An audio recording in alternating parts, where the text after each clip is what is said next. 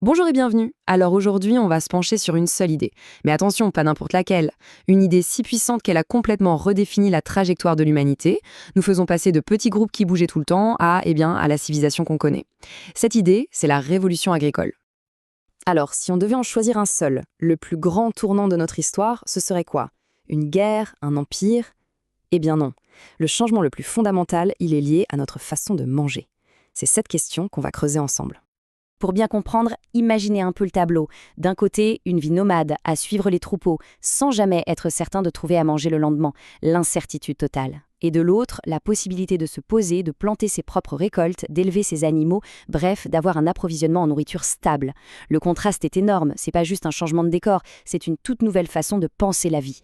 Bon, pour comprendre comment on en est arrivé là, il faut faire un petit bond dans le passé. On atterrit à la fin de l'âge de pierre, dans une période qu'on appelle le néolithique.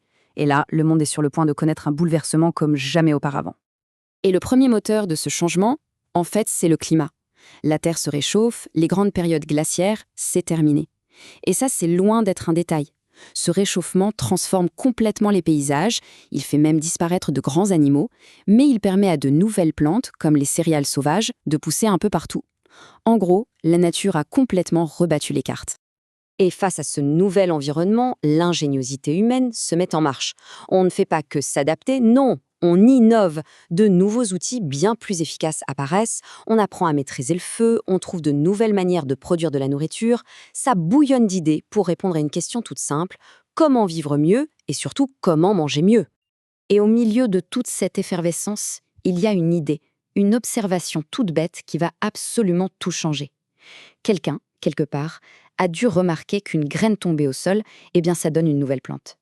Et c'est là que vient le déclic. Et si on pouvait contrôler ça? Si on pouvait choisir où et quand faire pousser notre nourriture? C'est ce moment de génie qui est le vrai point de départ de l'agriculture. Cette idée va nous amener à quelque chose de totalement nouveau. On va chercher à apprivoiser la nature. On ne se contente plus de prendre ce qu'elle nous donne. Non, on va créer de vrais partenariats avec les plantes et les animaux. C'est le début de la domestication. Pour les plantes, ça s'est fait par étapes. C'est assez logique. D'abord, on observe. On repère les plantes les plus intéressantes. Ensuite, on ramasse leurs graines, évidemment. Puis, on les plante nous-mêmes, là où ça nous arrange.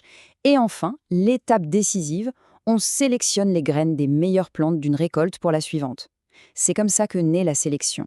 On commence à modifier la nature pour qu'elle corresponde encore mieux à nos besoins.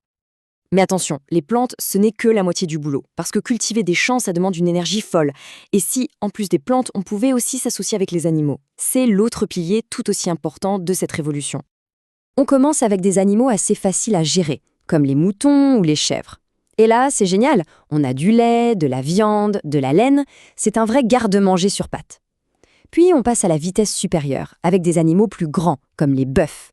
Et là, l'idée, c'est pas seulement pour la nourriture, c'est pour leur force. Ils deviennent les tout premiers tracteurs de l'histoire, et ils vont démultiplier la productivité des champs. Et les avantages, ils sont juste énormes. Fini les longues chasses dangereuses. Là, on a tout à portée de main. La nourriture, de quoi s'habiller, et avec la force des animaux pour aider, l'efficacité agricole explose. La vie devient tout simplement plus prévisible, et donc plus sûre. C'est un changement complet de paradigme. Alors voilà, on met ces deux choses ensemble, la culture des plantes et l'élevage d'animaux, et on obtient l'agriculture. C'est ça la grande idée. On ne subit plus la nature, on apprend à la gérer pour avoir de la nourriture de façon stable et prévisible. On utilise beaucoup le mot révolution et franchement, il n'est pas exagéré du tout. Parce que l'agriculture, ce n'est pas juste une nouvelle technique, c'est une technologie qui va avoir un impact radical et durable sur absolument tous les aspects de la société. La source qu'on analyse le dit très sobrement. Le développement de l'agriculture a entraîné de grands changements dans la société humaine. C'est presque un euphémisme, non? On ne parle pas de grands changements, on parle de la naissance d'un monde entièrement nouveau. L'impact le plus direct, le plus concret, il est là, c'est la survie. Quand on passe d'un mode de vie de chasseur-cueilleur à celui d'agriculteur, les chances de survie augmentent de façon spectaculaire. Logique, plus de nourriture fiable, ça veut dire moins de famine, et donc la population peut enfin commencer à grandir. Et à partir de là, c'est un véritable effet domino. Une alimentation stable permet de s'installer au même endroit. C'est la sédentarisation.